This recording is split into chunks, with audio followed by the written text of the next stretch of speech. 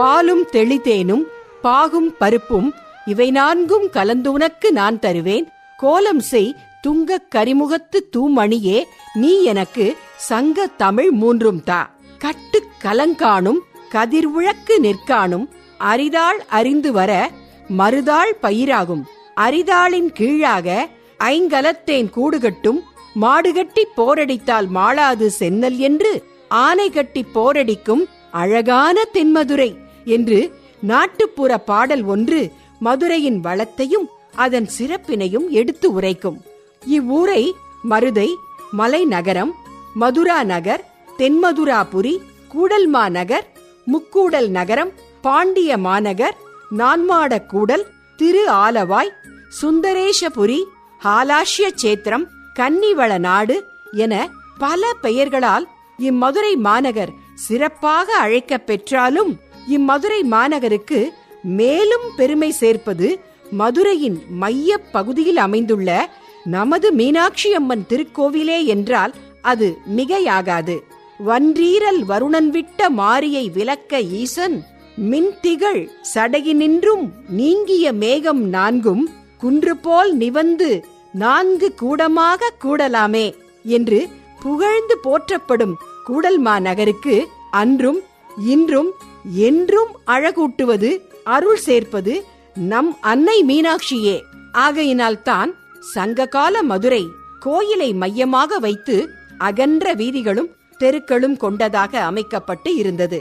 வானளாவிய மாடங்களும் கோட்டைகளும் மதில்களும் அகழிகளும் கொண்டதாகவும் மிகுந்த பாதுகாப்பு உடையதாகவும் அமைந்து இருந்தது. பரிபாடல் தண்டமிழ் வேலி தமிழ்நாடு எல்லாம் நின்று நிலை இப்புகழ் பூத்தல் அல்லாது குன்றுதல் உண்டோ மதுரை என போற்றுகின்றது. சிலப்பதிகாரம் தென்தமிழ் நன்னாட்டு தீதுநீர் மதுரை என கூறுகிறது. ஆண்டாள் சங்க தமிழ் வளர்த்த பொங்கு தமிழ் மதுரை என போற்றினார். ஆசிரிய மாலை பாடு தமிழ் வளர்த்த கூடல்மா நகர் என்றும், திருத்தொண்டர் புராணம் சால்பாய மும்மை தமிழ் வளர்த்த கங்கன் மூதூர் என்கிறது. மீனாட்சி இரட்டைமணி மாலை மாலை தானின்றுலகம் தழையாத தழைய தமிழ் மதுரை என்கிறது. இது தவிர மதுரை காஞ்சி, நெடுநல்வாடை, அகநானூறு, புறநானூறு, கலித்தொகை, மணிமேகலை, சிறுபானாற்றுப்படை முதலிய இலக்கியங்களும் மதுரை நகரின் அமைப்பையும் சிறப்பினையும் கூறுகின்றன. ஆதி குமரகுருபர சுவாமிகள் உலகெல்லாம் ஈன்ற அன்னை தடாதகை பிராட்டி ஆனதும், பிறப்பில் பெருமான் சோமசுந்தர பாண்டியன் ஆனதும், ஷண்முக கடவுள் உக்கிர பெருவழுதி ஆனதும் தண்டமிழ் மதுரம் கொழிக்கும் மதுரையிலே என்று உரைக்கின்றார். முழுமுதற் கடவுளாகிய சிவபெருமான் அருளுரு கொண்டு 64 திருவிளையாடல்களை செய்து அருளிய திருத்தலம் இம்மதுரை மாநகரிலே. இத்தலத்தின் சிறப்புகளை மேலும் அறிவோமா? மதுரையை ஆண்டு வந்த மலையத்துவச பாண்டிய மன்னனும் அவன் மனைவி காஞ்சனமாலையும் மக்கட்பேறு வேண்டி இறைவனை வழிபட்டு வந்தனர். பல்வேறு யாகங்களை செய்தனர்.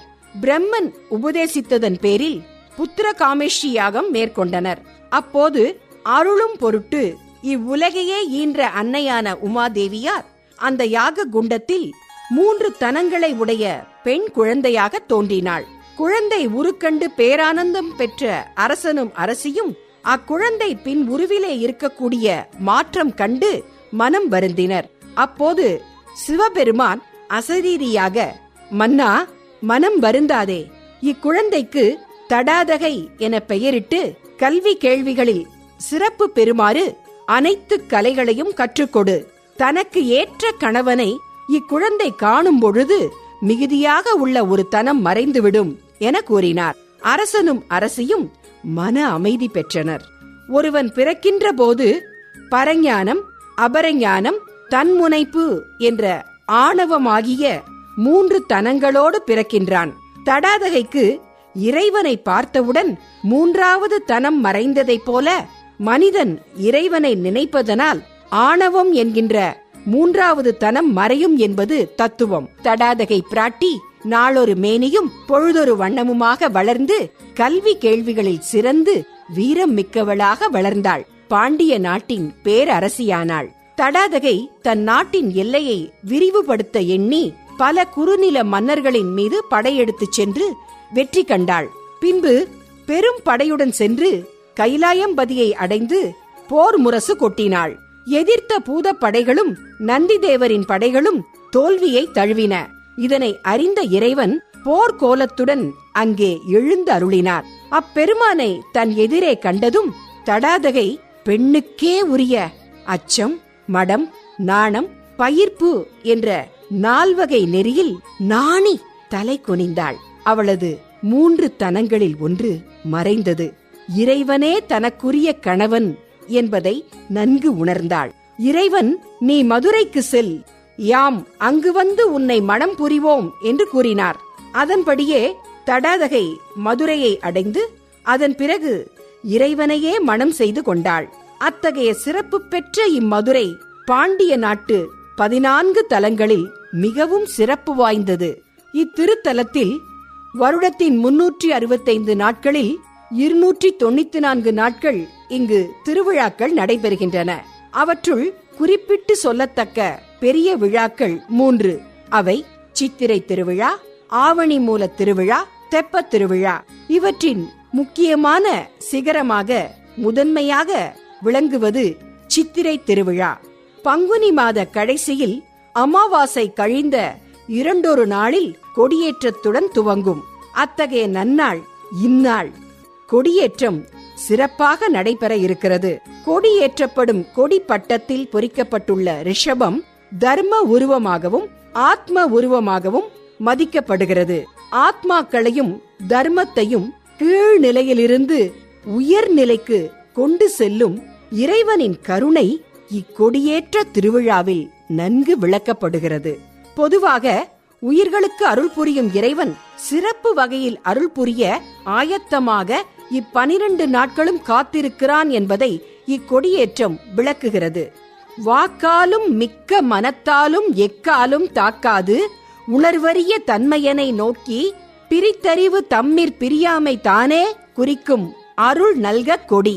சித்திரை திருவிழாவின் முதல் நாள் இறைவன் சொக்கநாதர் பிரியாவிடையுடன் கற்பக விருட்ச வாகனத்திலும் மீனாட்சி அம்மன் சிம்ம வாகனத்திலும் காட்சி தருவார்கள்.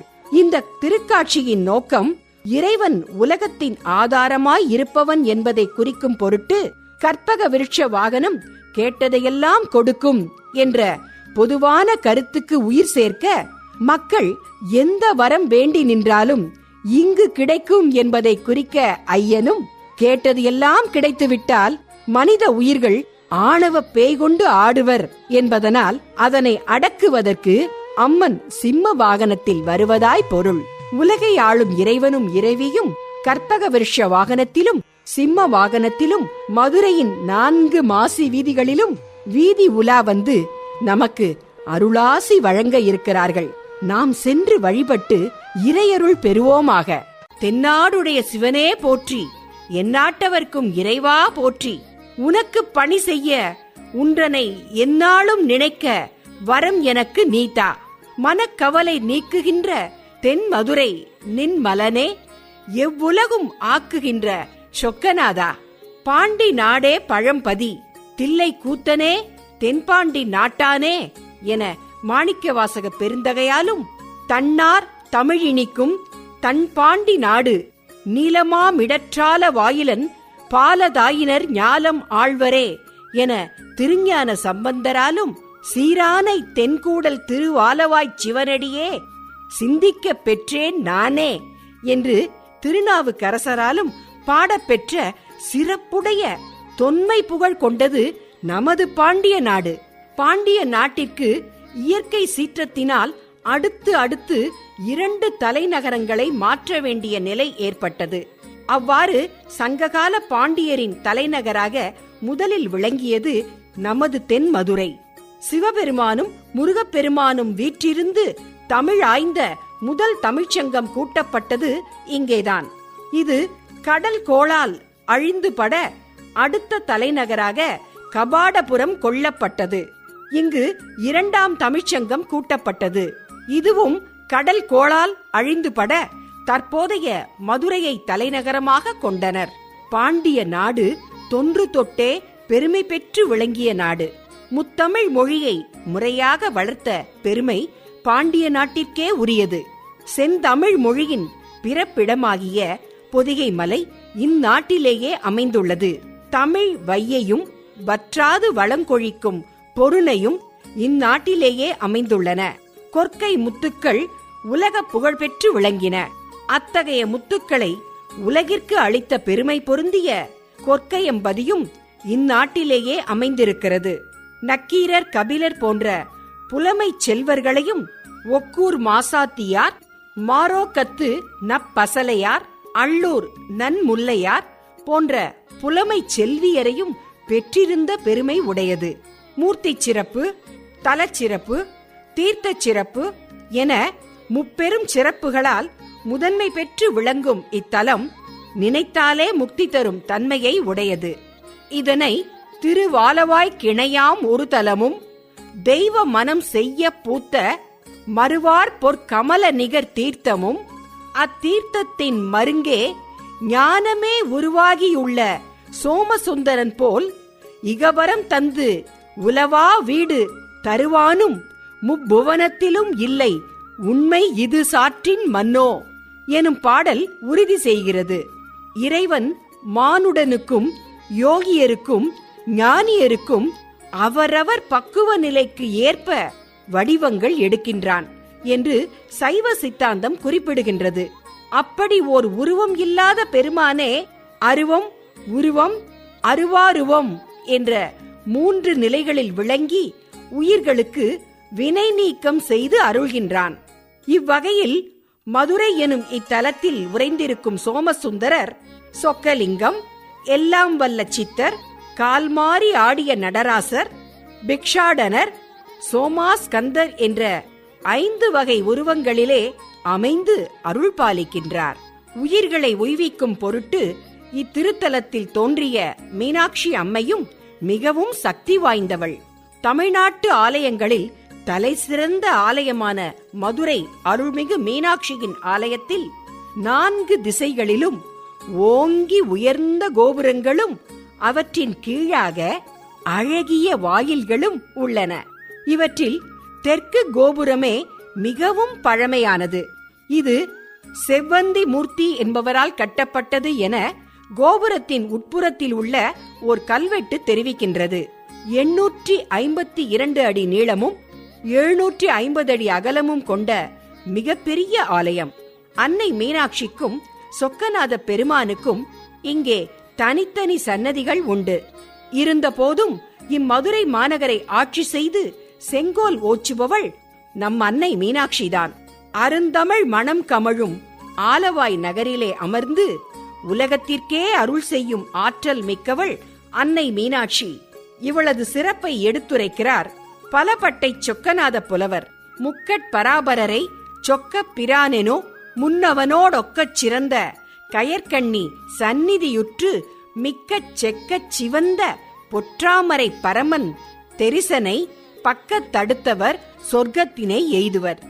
எந்த மீனாட்சி அம்மையை நீங்கள் வந்து வணங்கி நாவு இனிக்க வாய் மணக்க தேவியின் புகழை பாடி அருள் தர வேண்டினீர்களோ அந்த தேவியின் அருளுக்கு உரியவராக நீங்கள் மட்டுமல்லாது உங்களின் வாடை காற்றுப்பட்ட அண்டை வீட்டுக்காரருக்கும் கூட சொர்க்கம் கிடைத்து விடுகின்றது என்று பக்தி சுவை சொட்ட சொட்ட பாடியுள்ளார்.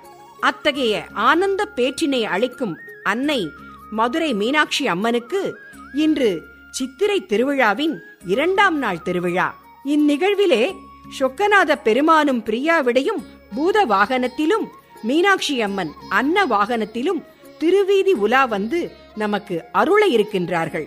மறுவார் கொன்றை மதிசூடி மாணிக்கத்தின் மலை போல வருவார் விடைமேல் மாதோடு மகிழ்ந்து பூத படைசூழ திருமால் பிரமன் இந்திரர்க்கு தேவர் நாகர் தானவர்க்கும் பெருமான் கடவுர் மயானத்து பெரிய பெருமான் அடிகளே. திருக்கடவுர் மயானத்தில் எழுந்து அருளியிருக்கும் பெரிய பெருமான் அடிகளாகிய சிவபெருமானார் நறுமணம் நிறைந்த கொன்றை மலர் மாலையையும் பிறையையும் திருமுடியச் சூடிக்கொண்டு உமாதேவியாரோடு பூதப்படைகள் களிப்புற்றுச் சூழ வெள்ளி மலையின் மேல் ஒரு மாணிக்க மாலை வருவது போல விடையின் மேல் ஏறி வருவார். திருமால், பிரமன், இந்திரன் என்ற பெரும் தேவர்கட்கும் மற்றைய தேவர், நாகலோகத்தார், அசுரர் என்பவர்க்கும் அவரே தலைவர் என சுந்தரர் பாடினார். மதிமலி புரீசை மாடக்கூடற் பதிமிசை நிலவு பால் நிற வரிச்சிறகு அன்னம் பயில் பொழில் ஆலவாயின் மன்னிய சிவன் யான் மொழிதரு மாற்றம் பருவக் கொண் மூப்படி என பாவலர்க்கு ஒருமையின் உரிமையின் உதவி ஒளித்திகழ் குருமா மதிப்புரை குலவிய குடைக்கீழ் செருமா உகைக்கும் சேரலன் காண்க பண்பால் யாழ்பயில் பாணபத்திரன் தன்போல் என்பால் அன்பன் தான்பார் காண்பது கருதி போந்தனன் மான் பொருள் கொடுத்து வரவிருப்பதுவே. 2ஆம் நாள் திருவிழா ஸ்தூலம், சூக்குமம் எனும் இருவகை யாக்கையையும் நீக்கி கொள்ளும் பயனை குறிப்பதாகும். 2ஆம் நாள் இரவு, அதாவது இன்று இரவு, சிவபெருமான் வீற்றிருப்பதாக விளங்கக்கூடிய பூதவாகனம் விருத்தி கிரம சங்கார கோலம் என்பார். பூதகணங்களின் தலைவராக விளங்குகின்ற சிவபெருமான் உலக உயிர்களை உய்விக்கும் பொருட்டு இவ்வருள் கோலத்தில் எழுந்து அருளுகின்றார். எளிய முறையில் சொல்ல வேண்டுமானால் 5 பூதங்களையும், அதாவது பஞ்சபூதங்கள் என்று சொல்லக்கூடிய 5 பூதங்களையும் மனிதன் அடக்கி வாழ்வில் முக்தி பெற வேண்டும் என்பதற்காக இறைவன் பூத வாகனத்திலும் நல்லது கெட்டது கலந்திருக்கக்கூடிய இந்த உலகத்தில் நல்லதை மட்டுமே நாம் கருத்தில் வைக்க வேண்டும் என்பதற்காக மீனாட்சி அம்மன் அன்ன வாகனத்திலும் இன்று இரவு காட்சி தருவார்கள். 4 மாசி வீதிகளில் திருவீதி உலாவரும் இறைவன் இறைவியின் இறையருளை நாமும் பெற்று வாழ்வில் உய்வோமாக. மதுரை மண்ணின் மனத்தையும் தமிழர்களின் கலாச்சார பெருமையையும் பறைசாற்றும் சித்திரை திருவிழா பற்றி நீங்கள் தொட்டிசை நிமிடங்கள் வரை வாசிப்பதற்கோ அல்லது பேசுவதற்கோ ஏற்ற வகையிலான விரிவான கட்டுரை இதோ. சற்று கம்பீரமாக. மதுரை சித்திரை திருவிழா ஒரு பண்பாட்டு சங்கமம். மதுரை என்றாலே நம் நினைவுக்கு வருவது மீனாட்சி அம்மன் கோவிலும் உலகப்புகழ் பெற்ற சித்திரை திருவிழாவும் தான். சைவமும் வைணவமும் ஒன்றிணைந்த ஒரு உன்னதமான விழாவாக இது கொண்டாடப்படுகிறது. சுமார் 400 ஆண்டுகளுக்கு முன்பு மன்னர் திருமலை நாயக்கர் காலத்தில் மக்களின் ஒற்றுமைக்காக 2 வெவ்வேறு மாதங்களில் நடந்த விழாக்களையும் இணைத்து சித்திரை மாதத்தில் ஒரே பெருவிழாவாக மாற்றப்பட்டது. உற்சாகமான குரலில் திருவிழாவின் தொடக்கமும் கொடியேற்றமும் சித்திரை மாதத்தின் வளர்ப்பிறை பிரதோஷ நாளில் மீனாட்சி அம்மன் கோவிலில் கொடியேற்றத்துடன் இந்த விழா கோலாகலமாக தொடங்குகிறது. அடுத்த துவார நாட்களும் மதுரை மாநகரமே தூங்கா நகரமாக மாறிவிடும். தினமும் காலையிலும் மாலையிலும் சுவாமியும் அம்மனும் வெவ்வேறு வாகனங்களில் வீதி உலா வந்து பக்தர்களுக்கு அருள் பாலிப்பார்கள். கற்பக விருட்ச வாகனம், புத வாகனம், அன்ன வாகனம் என ஒவ்வொரு நாளும் ஒரு தனி சிறப்பு உண்டு. நிதானமாக விவரிக்கும் தொனியில் மீனாட்சி பட்டாபிஷேகமும் திக்கு விஜயமும் 8ஆம் நாள் விழாவாக மீனாட்சி அம்மன் பட்டாபிஷேகம் நடைபெறும். மதுரையின் அரசியாக மீனாட்சி பொறுப்பேற்கும் நிகழ்வு இது. இதனைத் தொடர்ந்து 9ஆம் நாள் திக்கு விஜயம் நடைபெறும். இதில் போர்க்கோலம் பூண்ட மீனாட்சி அம்மன் 8 திசைகளிலும் வெற்றி பெற்று இறுதி சிவபெருமானை சந்தித்து அவரிடம் மனதை பறிகொடுக்கும்.